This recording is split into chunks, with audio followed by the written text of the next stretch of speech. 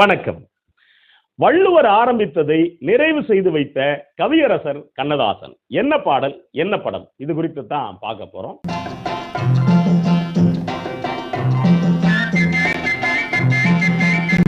ஆயிரத்தி 1961 ஸ்ரீதர் இயக்கத்துல ஏ.எம். ராஜா இசையில கவியரசர் கண்ணதாசன் பாடல்கள் எழுத வெளிவந்த திரைப்படம் தேன் நிலவு. ஒரு சின்ன கதையை வச்சுக்கிட்டு ரொம்ப அழகா சுவாரஸ்யமா நகர்த்தியிருப்பாரு ஸ்ரீதர். தேன் நிலவு அப்படின்னாலே ஜெமினி கணேசன், வைஜெயந்தி மாலா அந்த முகத்தை நம்மளால மறக்க முடியாது. அவ்வளவு அழகான சிறப்பான படம். 7 பாடல்கள், 7 பாடல்களுமே ஹிட்டான தேனான பாடல்கள். இதுல நம்ம பார்க்க போறது சின்ன சின்ன கண்ணிலே வண்ண வண்ண ஓவியம் அப்படிங்கிற இந்த பாட்டு குறித்து தான் பார்க்க போறோம். சின்ன சின்ன கண்ணிலே வண்ண வண்ண ஓவியம். இந்த பாட்டை பாடுனது ஏ.எம். ராஜா, டி. சுசீலா, எழுதினவர் கவியரசர் கண்ணதாசன். இந்த பாட்டுக்கான சூழல் என்ன அப்படின்னா காதல் தான் சூழல். கவியரசர் கண்ணதாசன் எடுத்த இடத்துல இருந்து இந்த பாட்டை ரொம்ப அழகா காட்சிப்படுத்தி இருப்பாரு ஸ்ரீதர். இந்த பாட்டுக்குள்ள இசை அப்படின்னு நீங்க கவனிச்சு பாத்தீங்கன்னா ரொம்ப அழகா இந்த பேங்கோவே, ஆரம்பத்துல வரக்கூடிய பேங்கோவை நம்மளை ஈர்த்தரும். அதை தாண்டி ஸ்ட்ரிங்ஸ் போட்டிருப்பாரு, கூடவே டாப் ஃப்ளூட் பயன்படுத்தி இருப்பாரு. கூடுதலா இன்னொன்னு என்ன சிறப்பு அப்படின்னா அந்த ஒரு இசை முடிக்கிறப்ப ஒரு சின்ன மேண்டலின் கொடுத்திருப்பாரு. அந்த மேண்டலின் இந்த பாட்டுக்கு சிறப்பு. வரிகள் ஆரம்பிக்கும் பல்லவி, சின்ன சின்ன கண்ணிலே வண்ண வண்ண ஓவியம், அங்கும் இங்கும் யார் வரவை தேடுது துணை, இங்கிருக்க யாரை எண்ணி பாடுது. அவ்வளவுதாங்க பல்லவி.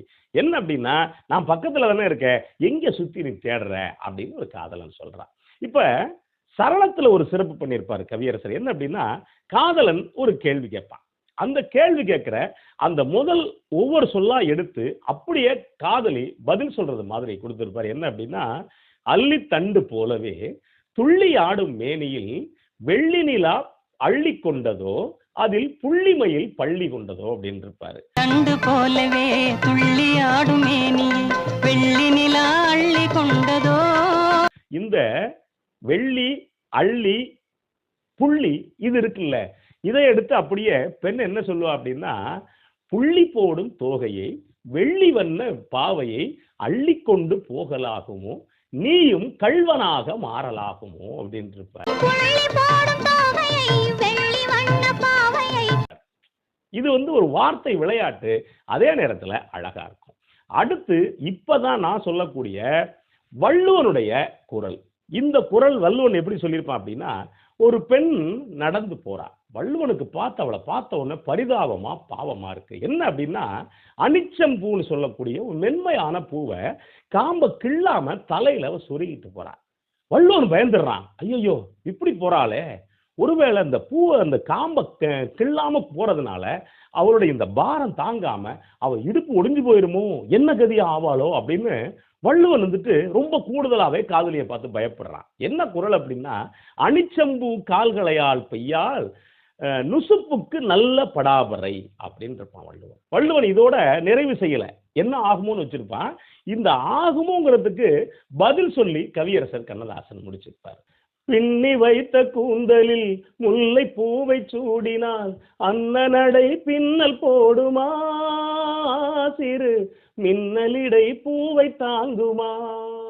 இதுதான் வள்ளுவன் சொன்னது மாதிரி கவியரசர் கண்ணதாசன் எழுதினார். என்ன அப்படின்னா அனிச்சத்துக்கு பதில் இங்க முல்லைப்பூவை சொல்லியிருப்பாரு. சொன்ன உடனே இப்ப காதலி சொல்றா, ஏன் கவலைப்படுற, என் இடுப்பெல்லாம் ஒடிஞ்சிடாது, ஏன் ஒடியாது அப்படின்னா என் பக்கத்துல நீ இருக்க, எனக்கு இடுப்பு ஒழிகிற மாதிரி இருந்துச்சுன்னா டப்புன்னு உன் கையில் அப்படியே தாங்கி பிடிச்சிக்குவ, நான் அதனால தாங்கி பிடிச்சி நிம்மதியா இருப்பேன், இல்லை நான் தேவை ஏற்பட்டா உன் கையிலே நான் தூங்கிடுவேன் அப்படின்னு சொல்லிட்டு கவியரசர் கண்ணதாசன் இந்த வரியை போட்டிருப்பாரு. இந்த வரி என்ன அப்படின்னா மின்னலிடை வாடினால் கன்னி உந்தன் கையிலே அன்னம் போல சாய்ந்து கொள்ளுவேன், அதில் அந்தி பகல் பள்ளி கொள்ளுவேன் அப்படின்னு இந்த பாட்டை ரொம்ப அழகா முடிச்சிருப்பாரு. யோசிச்சு பாருங்களேன், ஒரு காதல் பாட்டு, அவரா எடுத்துக்கிட்ட ஒரு சூழல்.